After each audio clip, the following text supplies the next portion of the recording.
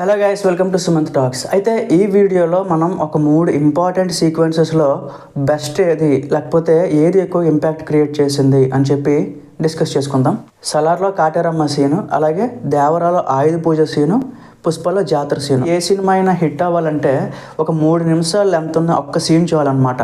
So ఏదైనా ఎండింగ్లో పడినా, స్టార్టింగ్లో ఇంటర్వెల్ ఎక్కడో ఏదైనా పడినా సరే ఆ సినిమా అయితే హిట్ అయిపోద్ది. సో అలాంటి సీక్వెన్సెస్సే ఈ 3 అనమాట. అయితే ఫస్ట్ వచ్చేసి కాటేరమ్మ సీన్ గురించి మాట్లాడుకుంటే, సలార్ అనేది ఒక కంప్లీట్గా మాస్ యాక్షన్ ఫిలిం. సో అందులో ఇలాంటి సీన్ వస్తుందని ఎవరు ఎక్స్పెక్ట్ చేయలేదు. సో అప్పటి వరకు కూడా అంత పెద్ద కాన్సార్ అనే ఒక పెద్ద వరల్డ్లో అలా ట్రావెల్ చేస్తూ ఉంటాం అనమాట. ఆ వరదరాజ్ మన్నారి ఎట్లా కంబ్యాక్ ఇచ్చాడు, సో ఈ దేవ ఎలా హెల్ప్ చేశాడు, సో ఇట్లా స్టోరీ అని మనం అనుకున్నాం. బట్ కాటేరమ్మ సీన్ మాత్రం అది మనం ఎక్స్పెక్ట్ చేయకుండా సడన్గా వచ్చిందనమాట. సో అది మాత్రం కరెక్ట్ టైంలో పడింది. అండ్ ఆ కైండ్ ఆఫ్ లెంత్ కూడా ఏది ల్యాక్ చేయలేదు, ఏదో ఎక్స్ట్రాగా చూపించలేదు, ఓవర్గా చూపించలేదు. ఎంత చూపించాలో అంత చూపించి కరెక్ట్ మీటర్లో పెట్టాడు అనమాట ఆ సీన్ మాత్రం. సో కాటేరమ్మ సీన్ నాకు తెలిసి దాని ఒక్కదాని కోసం మన మీమ్స్లో కూడా చూస్తూ ఉంటాం ఎంత ఇంపాక్ట్ క్రియేట్ చేసిందో. కొంతమంది అయితే ఆ ఒక్క పర్టికులర్ సీన్ కోసం మళ్ళీ నెట్ఫ్లిక్స్ ఓపెన్ చేసి ఆ సినిమా చూసే కొంతమంది కూడా ఉన్నారనమాట. సో అంత ఇంపాక్ట్ క్రియేట్ చేసింది కాటేరమ్మ సీన్ అనమాట. సో తర్వాత చూసుకుంటే దేవరా సినిమా. సో దేవరాలో కూడా ఫస్ట్ ఒక 40-50 నిమిషాల వరకు కూడా నార్మల్గా అలా వెళ్తూ ఉంటుంది. ఓకే, ఫ్రెష్గానే ఉంటుంది. అక్కడక్కడ ఎన్టీఆర్ గారి ఆయన స్క్రీన్ ప్రజెన్స్, సో సాంగ్స్ అంతా పర్వాలేదు. ప్రాపర్ సినిమాలో అలా వెళ్తూ ఉంటుంది. కొరటాల శివ గారి మార్క్లో వెళ్తూ ఉంటుంది అనమాట. సడన్గా ఇప్పుడు ఒక బ్లైండ్ అమ్మాయికి పెళ్ళి అవుతుంటుంది. సో దేవరాకి అక్కడ వస్తాడు. సో దేవరాకి అక్కడ ఏం జరుగుతుంది అని కూడా మనకు తెలుసు. సో వెంటనే చంపేయడానికి ప్లాన్ వేస్తున్నారు అని కూడా మనకు తెలుసు.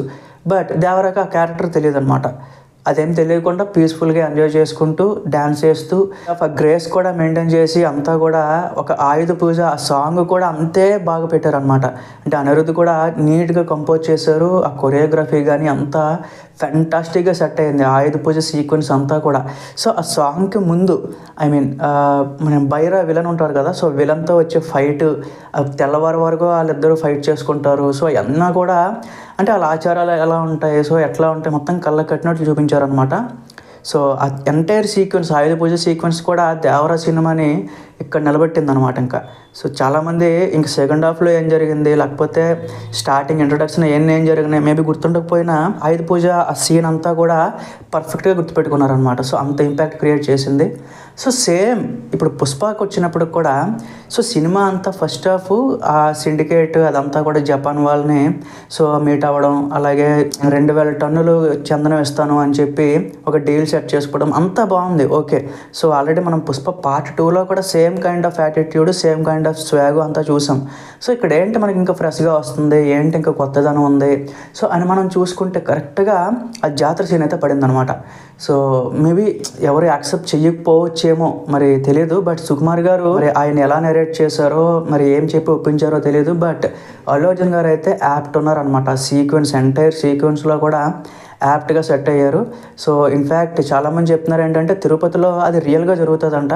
సో ఎవరైనా అబ్బాయిలు ఒక అమ్మాయిలా రెడీ అయ్యి ఆ దేవుడికి అలా దండం పెట్టుకుంటారు అని చెప్పి అది ఒరిజినల్ అంట. So as it is Allu Arjun గారు కూడా ఎక్కడ ఏది మిస్టేక్ లేకుండా డ్యాన్స్ అంతా కూడా కరెక్ట్గా వేశారు. ఆ తర్వాత కూడా సో అగైన్ రష్మిక గారితో ఆ సీన్ కూడా పర్ఫెక్ట్గా సెట్ అయింది. సో అగైన్ ఫైట్ సీక్వెన్స్ అంతా, నెక్స్ట్ ఫైట్ అంతా కూడా ఎవ్రీథింగ్ A to Z ఆ 30 నిమిషాలు ఆ సీక్వెన్స్లో పర్ఫెక్ట్గా సెట్ అయిందనమాట. సో అగైన్ మనకు బయటకు వచ్చేసినాక జాతర సీక్వెన్స్ గుర్తుంటుంది, అలాగే రప్ప సీన్ ఆ ఫైట్ ఉంటుంది కదా, సో ఆ 2 గుర్తుంటాయి. బట్ 3.5 గంటల సినిమాలో ఆ 2 సీక్వెన్సెస్లో హైలైట్ అవ్వడం వలన సో పుష్పకి మంచి టాకే వచ్చిందనమాట. సో చెప్తున్నాను కదా, స్టార్టింగ్లో ఏం చెప్పానంటే అదే. సో నేను చెప్పినట్టే ఏదైనా ఒక సినిమాలో ఒక 3 నిమిషాలు లేకపోతే 5 నిమిషాలు సీన్ ఒక్కటి చాలు. సో ఏదైనా సరే ఆ సినిమా అనేది ఒక యావరేజ్ టాక్ నుంచి హిట్ టాక్గా మార్చేస్తాడు అనమాట. సో 3 సినిమాలతో ప్రూవ్ అయింది. సలార్తో ప్రూవ్ అయింది, దేవరాతో ప్రూవ్ అయింది, అలాగే పుష్పతో కూడా ప్రూవ్ అయింది అనమాట. సో ఇప్పుడు ఈ 3 సినిమాల్లో బెస్ట్ ఏది అని మీరు నాకు అడిగితే, సలార్ కాటేరమ్మ సీన్ అనేది సేమ్ ఒక సిచ్యుయేషన్, ఒక చిన్నపిల్లకి ఒక అన్యాయం జరుగుతూ ఉంటుంది, హీరో వచ్చి సేవ్ చేస్తాడు. సేమ్ ఆయుధ పూజ సీక్వెన్స్, సో అదొక పెళ్లి సీక్వెన్స్. సో అది కూడా ఒకరికి ఇచ్చిన మాట నిలబెట్టుకోవాలి అని చెప్పి ఎన్టీఆర్ గారు చేసే ఫైట్ అనమాట, అదొక వేరే సిచ్యుయేషన్. సో జాతర సీక్వెన్స్ వచ్చేటప్పటికి ఇక్కడ ఆయన ఒక హ్యాపీనెస్తో నాకు ఇలా కావాలి అని చెప్పి ఒక కోరుకొని, సో ఒక దేవుడు కల్చరు, సో ఆ టైప్ ఆఫ్ సీన్ అనమాట అది జాతర సీను. సో ఈ మూడు కూడా ఏది బెస్ట్ అని చెప్పలేము, ఏది వేస్ట్ అని చెప్పలేము. మూడు నాకు అడిగితే ఈక్వల్ ఇంపార్టెన్స్, ఈక్వల్ ఇంపాక్ట్ అయితే ఉన్నాయన్నమాట. మీకు ఏ సీన్ ఎక్కువ ఇంపాక్ట్ క్రియేట్ చేసిందో ఒకసారి కింద చెప్పండి. సో అది గైస్, థ్యాంక్ యూ.